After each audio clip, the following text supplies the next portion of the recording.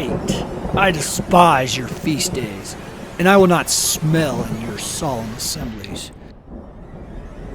You who are approaching the evil day, who are drawing near and adopting false Sabbaths.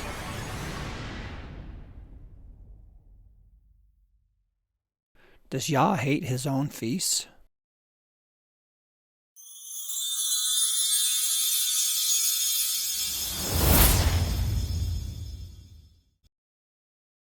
Shalom everyone, what's up? Thanks for joining me today. We are talking about the feasts.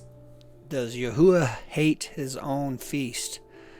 Amos 5:21 says, I despise your feast days, and I will not smell in your solemn assemblies. Though you offer me ascending smoke offerings and your oblations, I will not accept them, neither will I regard the peace offerings of your fat beast. Chapter 6, verse 3 in the Brenton version says, You who are approaching the evil day, who are drawing near and adopting false Sabbaths. So what is going on here? What is the context of Amos? Amos 1:1 says, The words of Amos, who was among the shepherds of Tekoa, which he saw concerning Israel in the days of Uzziah, king of Judah, and in the days of Jeroboam the second, the son of Joash, king of Israel, 2 years before the earthquake. Now the majority of the book of Amos is a rebuke to the northern tribes of the house of Israel. So after King Solomon, Israel and Judah split. You had the southern tribes of Judah, which was a conglomeration of Judah and Benjamin and Levi. And then the northern tribes, the 10 northern tribes, they went up into Samaria. And they are called the northern tribes of the house of Israel. So you have the house of Israel versus the house of Judah. You can read about this in 1 Kings 11:33 through 34. So the northern tribes and the house of Israel went up into Samaria, and they set up camp there. They set up their place of worship in Samaria, and the southern tribe stayed down in Jerusalem, and they set up the temple and their house of worship there. So this is the context of Amos, that he is addressing Jeroboam the second during these days in the northern tribes of Israel. So the majority of the book of Amos is about a rebuke to the northern tribes of the house of Israel. There is some rebuke about Judah, but that's more in some other books. We'll see in a little bit. But whose feast is he talking about? Is Yahuwah talking about his own feast? It says in Amos chapter 5, Have ye offered unto me sacrifices and offerings in the wilderness 40 years, O house of Israel? So Amos is alluding to Exodus from Egypt when they were in the wilderness. And we read about this, Exodus 32 says, And he received them at their hand and fashioned it with the graving tool. So he's talking about Aaron here. The people came together. They say, hey, make for us gods. We don't know what happened to Moses.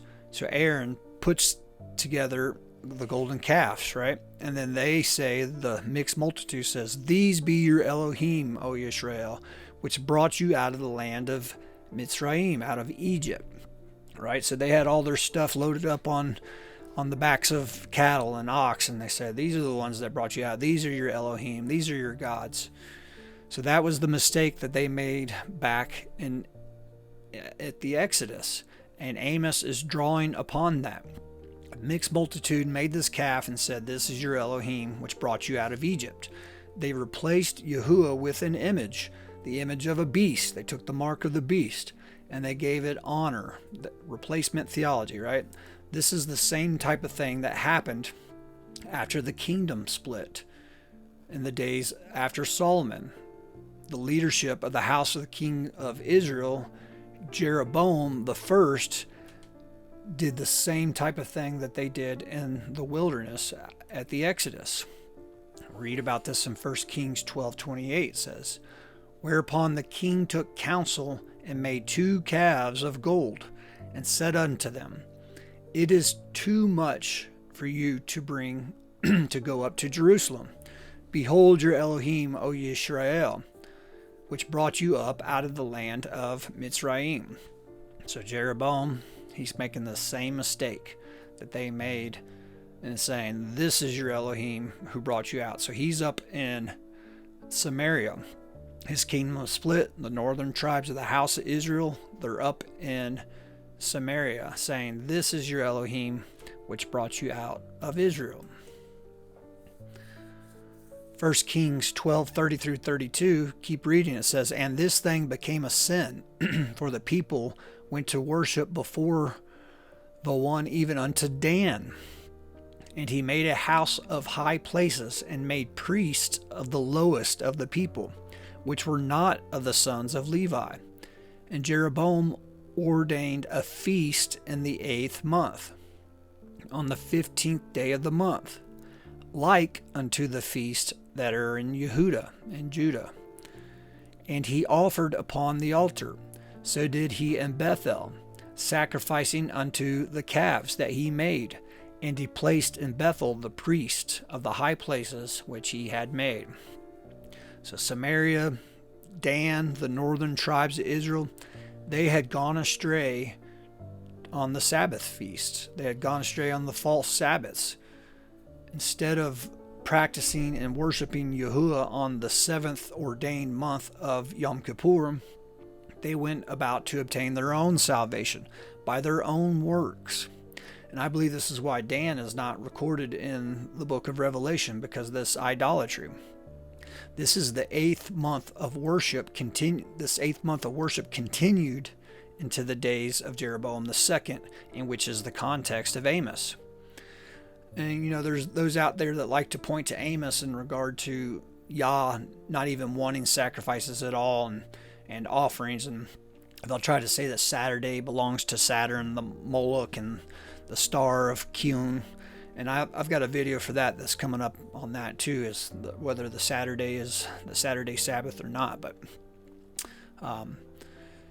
they missed the context of Amos. The northern tribes of the house of Israel worshiping in Samaria a false idol on a false Sabbath feast. They were drawing near and adopting false Sabbaths in the 8th month. It wasn't about the 7th day Sabbath necessarily. And this ties in, you may be familiar with the story of the woman from Samaria at the well with the Mashiach. It said, on which mountain do the true worshipers worship? And he says, on neither mountain. True worshipers worship in spirit and in truth. So, which feast does he hate? Not my feast. I hate your feast. Amos 6:1. Woe to those who are at ease in Zion, and to those who feel secure on the mountain of Samaria. The notable men of the first of the nations, to whom the house of Israel comes, pass over to Calneh and see, and go from there to Hamath the great, then go down to Gath of the Philistines. Are you better than these kingdoms, or is their territory greater than your territory? You who are approaching the evil day, who are drawing near and adopting false Sabbaths.